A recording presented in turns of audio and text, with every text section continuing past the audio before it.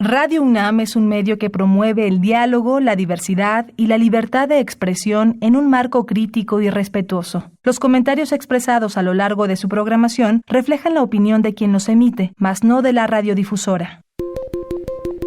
Hipócrates 2.0. Nutrición. Bioética. Estrés. Vacunación. Salud.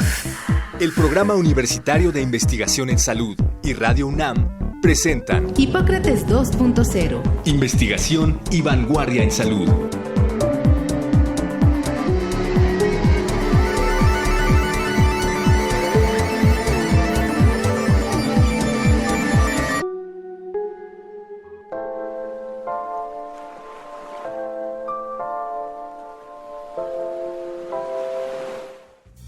Hoy hablaremos sobre ola de calor.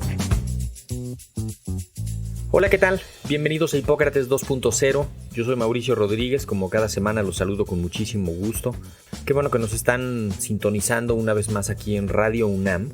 En el programa de hoy vamos a platicar un poco sobre la temporada de calor y las olas de calor y el impacto que tiene esto en la salud. Hemos recopilado algo de información que consideramos que es útil ponerla a su disposición. Hemos recabado algunas de las preguntas más frecuentes sobre el impacto del calor en la salud. Así que pues de eso estaremos platicando durante los siguientes minutos.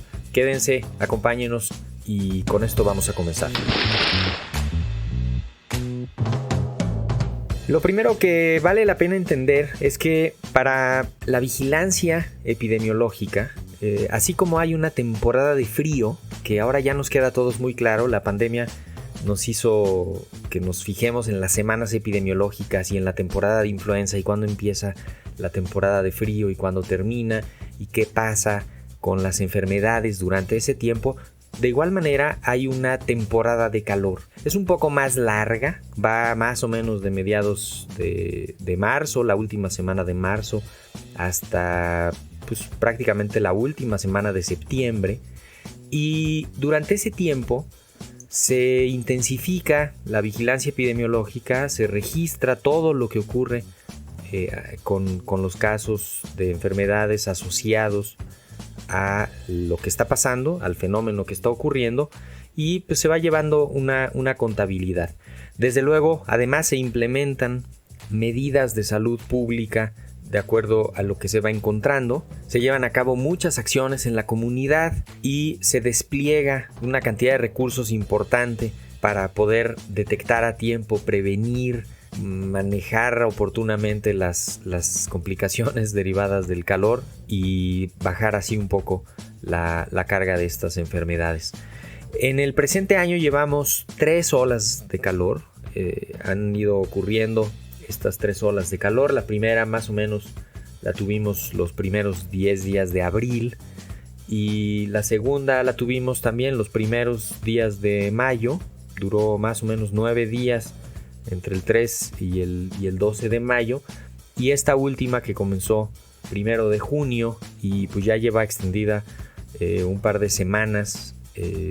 Esperemos que baje un poco en los siguientes días, pero están más o menos pronosticando que habrá una nueva ola de calor durante el mes de julio y tenemos que estar preparados para esto. Ahorita, en lo que va de la temporada de calor, en estas 3 olas de calor se han reportado 487 casos de personas que tienen algún problema de salud directamente asociado con las temperaturas naturales extremas. Recordemos que es un fenómeno que está ocurriendo en todo el país, no solo aquí en la Ciudad de México. Incluso las temperaturas más altas que se han registrado en Coahuila, en Torreón, alrededor de 42.6 grados, pero cada semana, cada día se registran sitios donde la temperatura rompe récords, ¿no? De hecho, es un fenómeno que cada año aumenta su intensidad. Cada año escuchamos que se rompió el récord de la mayor temperatura aquí, la mayor temperatura acá. No había habido estas temperaturas desde hace cuánto, y es algo a lo que nos estamos habituando a que sea así y pues básicamente tenemos que hacer algo para tratar de revertirlo y si no, cuando menos para controlarlo. ¿Cómo nos afecta una ola de calor? Bueno, para responder esta pregunta, no se nos puede olvidar que la mayor parte de nuestro organismo es agua.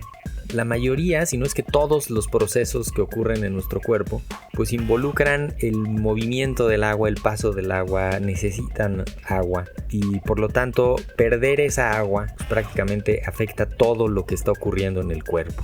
Lo más obvio sería que nos deshidratamos, disminuye la producción de orina, disminuye la producción de saliva, pero cuando hay un desbalance importante de electrolitos por el sudor o un problema importante porque los riñones no están pudiendo eliminar todo lo que se está acumulando ahí de manera tóxica, empieza a tener alguna repercusión. La respiración también se ve afectada, la regulación misma del cuerpo de la temperatura es uno de los elementos clave. Acuérdense, el cuerpo está a 36.5 grados y si sentimos un poco de frío, pues tomamos ahí alguna medida para tratar de entrar en calor y restablecer ese equilibrio, pero igual si estamos en un lugar caluroso, el cuerpo toma medidas para tratar de perder ese calor, para tratar de contrarrestar ese calor, y en eso pues se elimina líquido, se pierden electrolitos y eso provoca algunos desbalances en el cuerpo. Entonces todo lo que nos ocurre durante una ola de calor pues se puede intensificar en la medida del desarrollo del calor y se puede ir acumulando. Entonces puede ser que los primeros días, las primeras horas no nos sintamos mal, no tengamos ninguna manifestación, pero conforme va avanzando este fenómeno se van acumulando y se van presentando ya signos y síntomas más importantes. Pues desde luego los síntomas del golpe de calor pueden ser muy sencillos de identificar. El golpe de calor es una situación clínica relativamente grave, le puede dar a una persona que estuvo expuesta al calor, no necesariamente haberse estado exponiendo al sol directamente. Una persona que haya estado expuesta al calor dentro de un automóvil, en algún sitio, incluso a la sombra, pero que justamente tuvo mucho calor durante un tiempo, empieza a tener sintomatología y es una situación delicada, potencialmente grave, que se puede identificar más o menos de manera sencilla. Dolor de cabeza, sed intensa, debilidad muscular, puede haber náusea o vómito, puede haber respiración rápida, superficial, cambios en la irritabilidad, puede haber incluso un poco de sudoración, algo como calosfrío, sudoración fría, piel fría y húmeda, y desde luego pues un aumento en la temperatura corporal. Esto sería como lo más obvio del golpe de calor. Cuando una persona está en esa situación, lo que tenemos que hacer es pues procurar atención inmediata, alejarla de la fuente de calor, tratar de refrescarla lo más posible, tratar de rehidratarla cuanto antes y de preferencia pues acercarse a un hospital o algún servicio médico para que puedan vigilar la evolución, porque pues, los siguientes minutos, las siguientes horas son determinantes para ver la estabilidad y ver cómo va la evolución. ¿Cuáles son los síntomas de deshidratación? ¿Cómo se previenen? Este es un punto muy importante porque identificar oportunamente que está empezando a haber deshidratación y prevenir que siga evolucionando es clave en una ola de calor. Desde luego nos puede ayudar a evitar un golpe de calor porque a través de unos datos clínicos podemos ver que alguien está empezando a tener problemas con la cantidad de agua que hay en su cuerpo, ¿no? Lo más frecuente es resequedad de la boca, en los niños es llanto sin lágrima. Esto es importante, que están llorando los niños y no producen lagrimitas, tienen la boca seca, se ve la comisura de los labios seca, se puede formar ahí como una pequeña espumita blanca, la lengua está opaca, no está brillante, hay poca orina. Eso también es relevante. En algunos casos ya más importantes, la orina se concentra, se hace muy amarilla, a veces hasta casi como café, porque no se está pudiendo eliminar suficiente líquido, porque no hay suficiente líquido en el cuerpo, pero de cualquier manera se tienen que eliminar todos los elementos tóxicos a través del riñón y eso hace que la orina sea una orina muy concentrada, con un olor fuerte, poca orina en cantidad y eso nos va dando alguna señal, ¿no? Puede haber un dolor de cabeza, quizá no completamente instalado, este dolor de cabeza como una molestia general de la cabeza. Puede haber, desde luego, sensación de cansancio. Algunos pacientes lo describen como un cansancio inexplicable, que está la gente muy cansada, no hizo nada relevante, nada que hubiera demandado un exceso así de energía, pero se reportan como muy cansados. Ahí hay que empezar a considerar eso, ¿no? Y desde luego ver lo que está pasando en el contexto. Está el calor fuerte, hay que mantenerse bien hidratado. ¿Qué tanto es bien hidratado? Pues cuando menos tomar 4 o 6 vasos de agua simple durante el transcurso del día. En los adultos tiene que haber agua para libre demanda. Para los pequeños, que sepan dónde están los vasos, que sepan dónde está el agua, que tomen agua simple.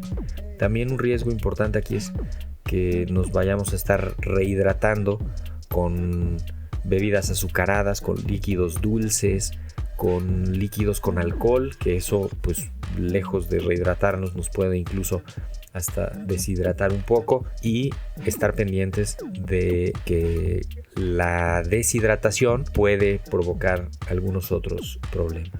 ¿Qué personas son las más vulnerables? Pues esta es una pregunta muy relevante. Ya COVID nos obligó a voltear a ver a las personas más vulnerables, nos hizo identificar a quienes son más vulnerables y por qué lo son. Podemos de entrada decir que todas las personas que tengan alguna discapacidad o desde luego comorbilidades importantes pues son más vulnerables. Personas que estén en condición de pobreza también tienen un nivel de vulnerabilidad elevado. También personas que están solas, personas que cuidan hijos, que cuidan niños, hombres o mujeres que tienen a su cargo a los hijos, también se puede considerar ahí una situación de mayor vulnerabilidad, porque si el cuidador tiene algún problema, pues puede poner en riesgo la situación. Entonces no solo hay que ver las vulnerabilidades como algo directo del individuo, sino como algo también de lo que está pasando en el entorno de esa persona. En particular hay que poner mucha atención en los adultos mayores, porque el riesgo de deshidratación es mayor. Todas las personas que dependan de otros pueden estar en mayor riesgo, porque necesitan que les estén dando los alimentos, los líquidos, porque necesitan que les estén dando las medicinas que tengan que estar tomando, y desde luego quienes tengan comorbilidades que por la situación se puedan descompensar. También tenemos que estar muy pendientes de que se tomen sus medicamentos, de que los tengan y de que esté más o menos controladas sus enfermedades crónicas metabólicas, para que no haya además problemas asociados a eso. Imagínense que uno de los datos de la diabetes es que las personas orinan mucho, entonces pues pueden estar ahí perdiendo mucho líquido. Eso nos obliga a tener que controlar lo más posible la diabetes para que no haya problemas de estar perdiendo así tanta orina, tanto líquido, y que eso pueda representar riesgos para la persona.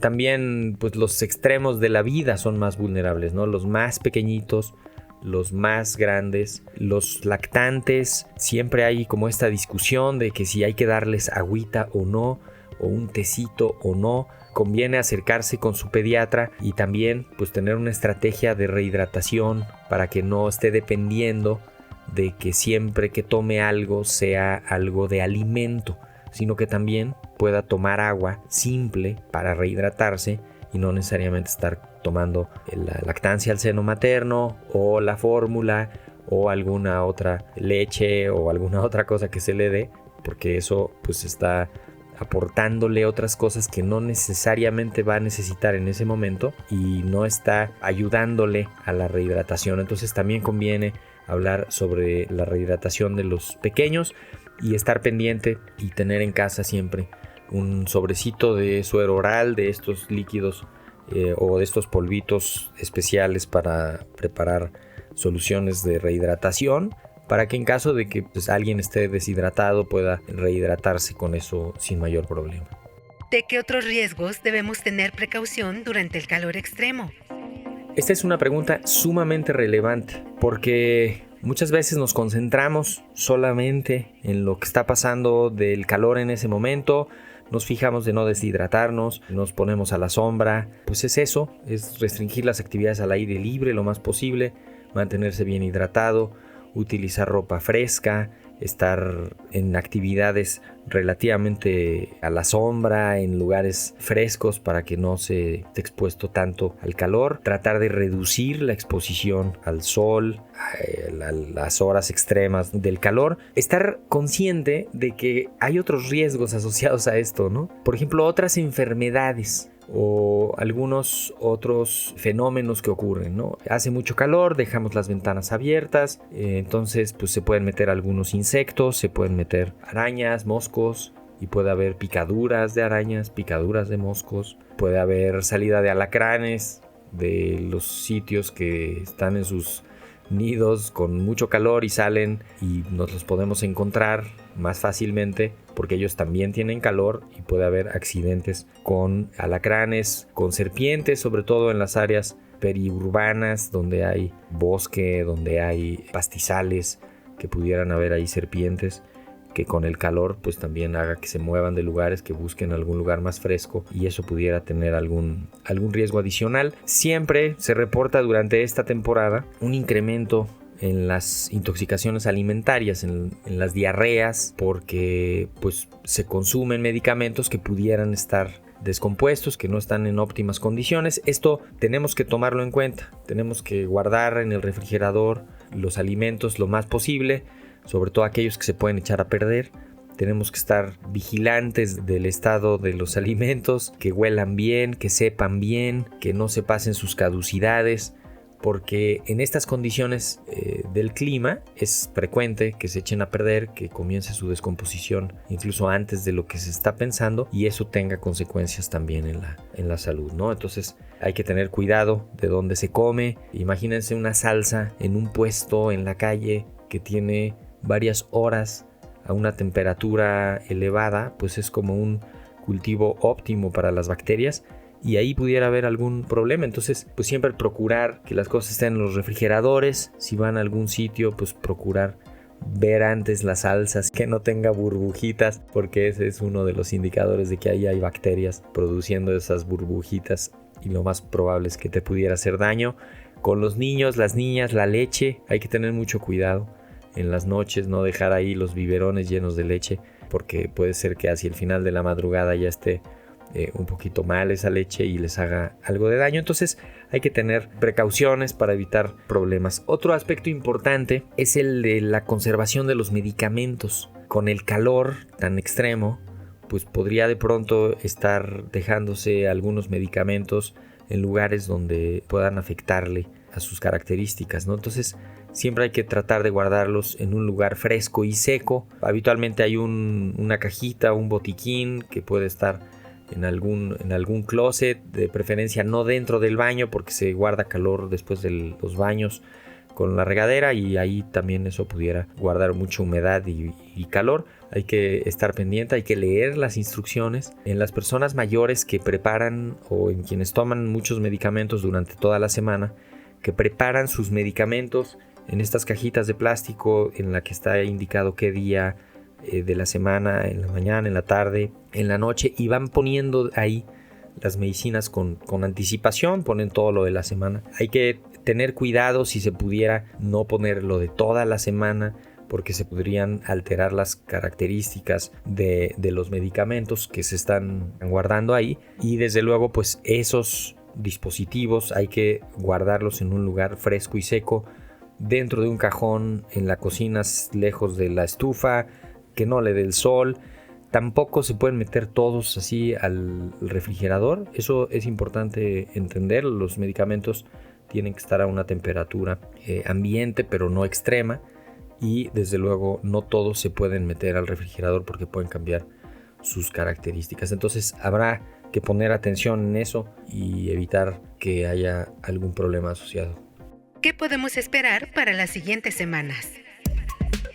Bueno, pues ya lo han estado pronosticando todos los que se dedican a esto del estudio del clima. El calor va a continuar, estamos bien advertidos, incluso están pensando que puede haber otra ola de calor en los primeros días de julio. Entonces hay que estar pendientes, Hay que tomar en cuenta todas estas medidas, estas recomendaciones que hemos estado diciendo en los últimos minutos. Hay que cuidarnos, hay que poder identificar oportunamente un golpe de calor, saber qué vamos a hacer, tener los datos a la mano de las personas de contacto que nos pueden ayudar, saber a dónde vamos a ir en caso de que se necesite y tener pues una especie de estrategia familiar para esta situación. Hacer y procurarse de la ropa más fresca, estar buscando rehidratarse, mantenerse bien informados y pues desde luego ayudar a quien más lo necesite, entender que esto es un fenómeno que está pasando en todos lados, todos estamos implicados, nos afecta a todos, no hay que pensar nada más en el nivel individual, sino en ver cómo podemos ayudar para que a nivel colectivo ayudemos a quienes más lo necesitan y contribuir así pues a pasar esta temporada. Definitivamente va a seguir el calor, puede ser que siga aumentando en los siguientes años, es un fenómeno que no se va a revertir, que no se va a frenar. Lo que sí podemos hacer es estar preparados y tener información para hacerle frente.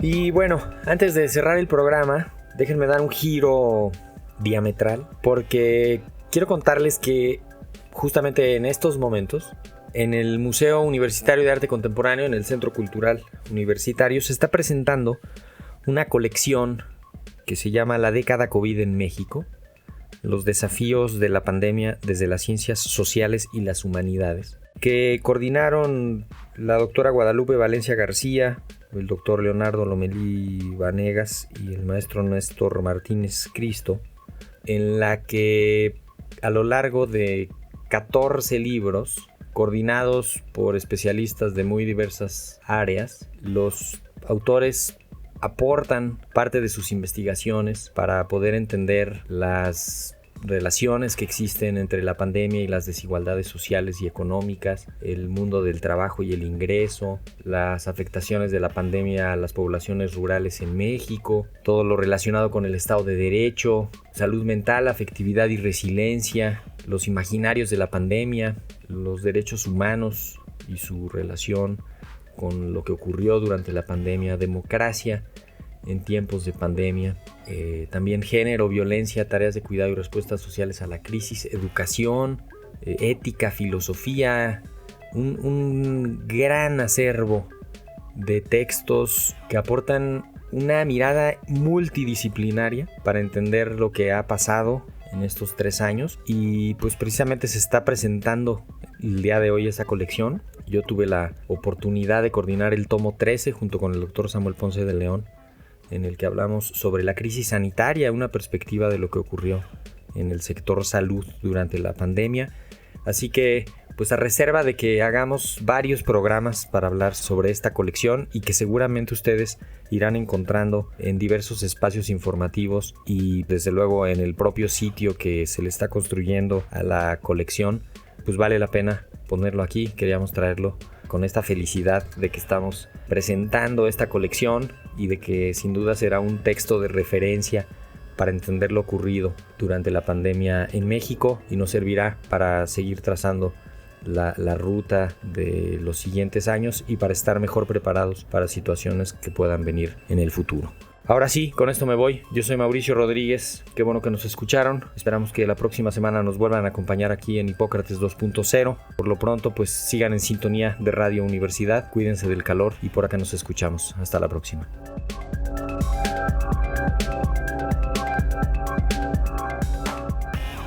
Agradecemos al Dr. Samuel Ponce de León, coordinador académico de esta serie. El Programa Universitario de Investigación en Salud y Radio UNAM agradecen tu escucha. Te esperamos la siguiente semana para platicar sobre lo último en materia de salud e investigación en Hipócrates 2.0. Investigación y vanguardia en salud. Se despiden de ti en la producción Patti Gamboa, Héctor Castañeda y Alejandra Gómez. Hipócrates 2.0. Radio UNAM. Experiencia sonora.